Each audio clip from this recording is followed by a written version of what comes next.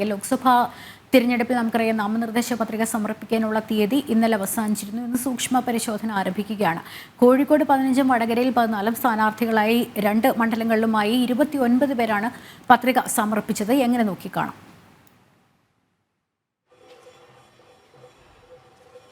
തീർച്ചയായും തിരഞ്ഞെടുപ്പ് പ്രചാരണം ചൂടുപിടിച്ചുകൊണ്ടിരിക്കുകയാണ്. കോഴിക്കോട്, പ്രത്യേകിച്ച് കോഴിക്കോട് ലോക്സഭാ മണ്ഡലത്തിലും വടകര ലോക്സഭാ മണ്ഡലത്തിലും തിരഞ്ഞെടുപ്പ് പ്രചാരണം അതിന്റെ പാരമ്യത്തിൽ എത്തി നിൽക്കുന്നു എന്ന് തന്നെ നമുക്ക് പറയാൻ കഴിയും.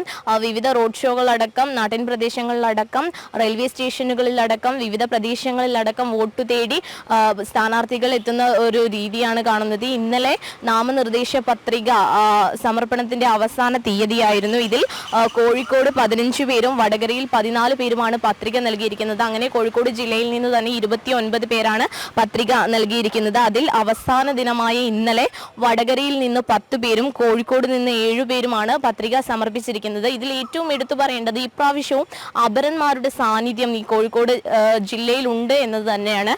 ഇതിൽ യു ഡി എഫിന്റെ സ്ഥാനാർത്ഥിക്കും LDF സ്ഥാനാർത്ഥിക്കും അടക്കം അപരന്മാരുണ്ട്. എം കെ രാഘവന്റെ പേരിൽ 3 രാഘവന്മാര് നാമനിർദ്ദേശ പത്രിക നൽകിയിട്ടുണ്ട്. അതേപോലെ തന്നെ KK ശൈലജയുടെ പേരിലും 3 പേര്, ശൈലജയുമായി ബന്ധപ്പെട്ട് 3 പേര് നാമനിർദ്ദേശ പത്രിക നൽകിയിട്ടുണ്ട്. അങ്ങനെ ഇളമരം കരീമിന്റെ പേരുമായി സാമ്യമുള്ള 3 പേരും നാമനിർദ്ദേശ പത്രിക നൽകിയിട്ടുണ്ട്. അങ്ങനെ അപരന്മാരുടെ സാന്നിധ്യം ഈ തെരഞ്ഞെടുപ്പിലും കാണാൻ കഴിയുന്നു എന്നതാണ് മറ്റൊരു വസ്തുത. ഇതിൽ ഏറ്റവും എടുത്തു പറയേണ്ടത് UDF ഒഴികെയുള്ള ആളുകൾ ഡമ്മി സ്ഥാനാർത്ഥികളെ നിർത്തിയിട്ടുണ്ട്. MD രമേശിന്റെ ഡമ്മി സ്ഥാനാർത്ഥിയായി കോഴിക്കോട് കോർപ്പറേഷൻ കൗൺസിലർ നവ്യ ഹരിദാസിനെയാണ് നിർത്തിയിട്ടുള്ളത്. വടകരയിൽ NDAയുടെ ഡമ്മി സ്ഥാനാർത്ഥിയായി C സത്യനാഥിനെയും ശൈലജ ടീച്ചറിന്റെ സ്ഥാനാർത്ഥിയായി KK ലതികയെയും നിർത്തിയിട്ടുണ്ട്. അത്തരത്തിൽ വലിയ രീതിയിലുള്ള തെരഞ്ഞെടുപ്പ് പ്രചരണം തന്നെയാണ് നടക്കുന്നത്. ഇന്ന് സൂക്ഷ്മ പരിശോധന നടക്കും. ഈ മാസം 8 സൂക്ഷ്മ പരിശോധന നടക്കും.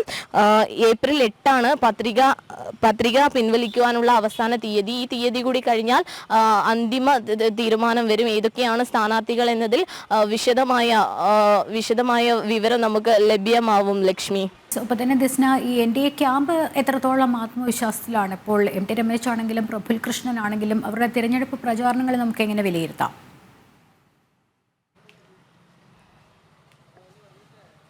തീർച്ചയായും NDA ക്യാമ്പ് വളരെയധികം ഉജ്ജ്വലമായ അല്ലെങ്കിൽ അത്യുജ്വലമായ പ്രകടനം തന്നെയാണ് കോഴിക്കോട് ജില്ലയിൽ കാഴ്ചവെക്കുന്നത്.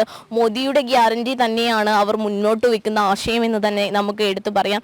ഇതിൽ വടകരയിൽ പ്രഫുൽ കൃഷ്ണയുടെ വാഹന വ്യൂഹത്തിന് നേരെ അടക്കം CPM ആക്രമണം അഴിച്ചുവിടുന്ന ഒരു സാഹചര്യം ഉണ്ടായിരുന്നു. ഇതൊക്കെ തന്നെ നമുക്ക് വ്യക്തമാകുന്നത് ജനങ്ങൾക്കിടയിൽ NDAക്ക് ലഭ്യമാകുന്ന ഒരു പ്രാധാന്യമാണ്. ഇതിൽ ഏറ്റവും എടുത്തു പറയേണ്ടത് MD രമേശിനെ പോലെയുള്ള ആളുകൾ കോഴിക്കോട് ജില്ലയിലെ വിവിധ ഭാഗങ്ങളിൽ പ്രചാരണം വളരെയധികം ഊർജ്ജസ്വലതയോടെ ശക്തമാക്കിയിരിക്കുന്നു. ഇന്നലെയൊക്കെ തന്നെയാണെങ്കിൽ റെയിൽവേ സ്റ്റേഷനിലടക്കമായിരുന്നു പ്രചാരണം ഉണ്ടായിരുന്നത്. അതുപോലെ തന്നെ നാട്ടിൻ പ്രദേശങ്ങളിലെ വിവിധ ഭാഗങ്ങളിൽ എത്തുകയും അവിടുത്തെ ആളുകളുമായി അവരുടെ പ്രശ്നങ്ങൾ, കുടിവെള്ള പ്രശ്നങ്ങളൊക്കെ കോഴിക്കോട് ജില്ലയിൽ രൂക്ഷമാവുന്ന ഒരു സാഹചര്യം ഉണ്ടായിരുന്നു.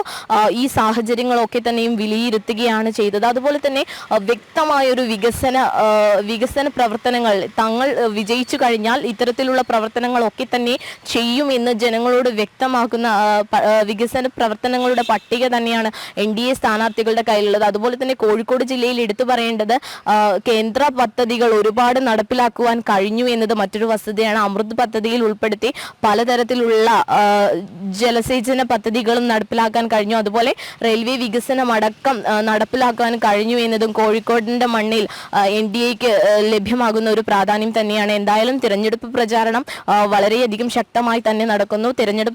തിരഞ്ഞെടുപ്പ് പ്രചാരണം അതിന്റെ പാരമ്യത്തിലാണ് എന്ന് തന്നെ പറയാം. MD രമേശ് ഈ അടുത്ത് സൂചിപ്പിച്ചൊരു കാര്യമുണ്ട്.